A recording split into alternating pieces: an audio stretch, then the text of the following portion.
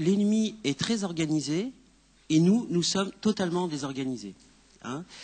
Chacun parle en fonction de son prisme professionnel, en fonction de sa situation micro-locale qui, chacune des questions, a bien entendu sa légitimité, mais mise dans un rapport de force qu'il faut absolument instaurer et à notre profit au niveau national, je pense que le dominant actuellement doit vraiment se frotter les mains de nous voir nous disperser. Alors, je ne sais pas à qui il faut adresser cette remarque, mais je tiens à la dire publiquement, moi ça m'inquiète beaucoup, les échéances arrivent, il n'y a rien encore sur la table comme contre-projet. Hein.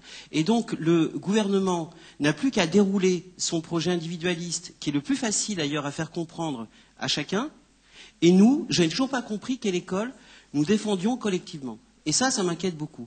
Donc j'en appelle aux organisations syndicales, voire aux organisations politiques progressistes, pour prendre un peu ce débat en main. On ne peut pas continuer comme ça, en fonction des enjeux qui se présentent devant nous. Parce qu'un deuxième mandat du président actuel, ou au moins une deuxième mandature de la majorité actuelle, je ne sais pas ce qui reste de l'école publique derrière. C'est-à-dire rien. Le deuxième point que je voulais dire, c'était que il y a aussi une façon, à un moment donné, de s'opposer, c'est d'une part d'essayer de se mettre d'accord entre nous sur deux, trois questions essentielles. On ne pourra pas avancer des billes sur tout. Il y a 2-3 trucs auxquels on tient. Il faut qu'on se mette d'accord sur ces principes-là. Alors, moi, je n'ai pas la prétention de proposer un projet, mais je veux dire au moins ce qu'on peut imaginer comme façon de faire face. Par rapport à la première réaction tout à l'heure de Monsieur le maire, j'ai oublié votre nom, excusez-moi, c'est pas très respectueux de ma part, mais je voudrais dire que vous avez dit, le gouvernement dit, les parents demandent la réussite. Mais je ne suis pas sûr, moi.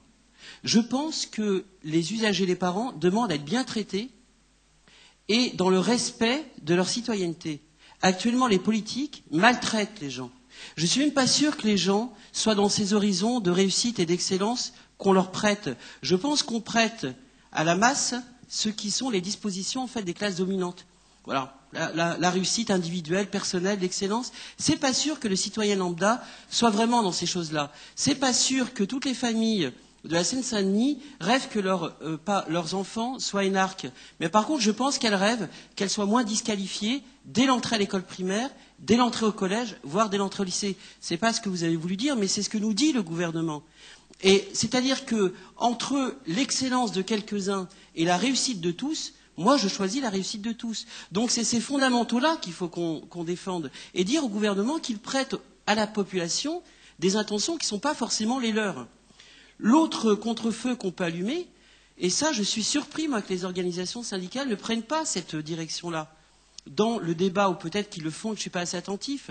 Mais ce qu'il faut bien voir, et c'est ce que j'ai essayé de dire tout à l'heure, c'est que les solutions préconisées par le gouvernement, c'est même pas qu'elles ont une charge idéologique qu'on conteste, c'est qu'elles sont fausses.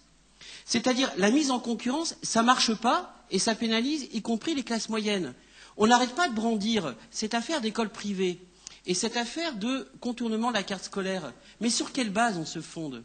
Là, je m'apprête à publier un article prochainement, j'espère que ça va faire du bruit, qui, à partir d'un panel, essaye de regarder ce qu'il en est réellement des devenirs scolaires des enfants qui sont allés à l'école privée, qui sont restés dans le collège du secteur et qui ont été hors secteur. Eh bien, ça va peut-être surprendre tout le monde, mais majoritairement, et toutes PCS confondues, le secteur d'enseignement est favorable à tous les autres élèves. Le privé, en apparence, donne l'impression de faire réussir, mais vire tous ceux qui les encombrent au passage, et le hors secteur, il fait exactement pareil. Donc, ce qu'on pourrait dire quand même, c'est que les solutions préconisées par le gouvernement, elles ne tiennent pas la route à un examen, même pas idéologique, mais un examen sérieux. Donc, au moins, battons-nous sur ces arguments-là.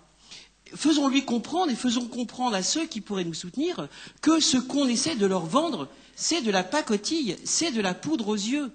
Ça permet la réussite de quelques-uns. Moi, mon sentiment, c'est qu'on est en train de construire l'école dont rêvent les classes du 16e arrondissement. Mais ça ne fait pas une nation, ça.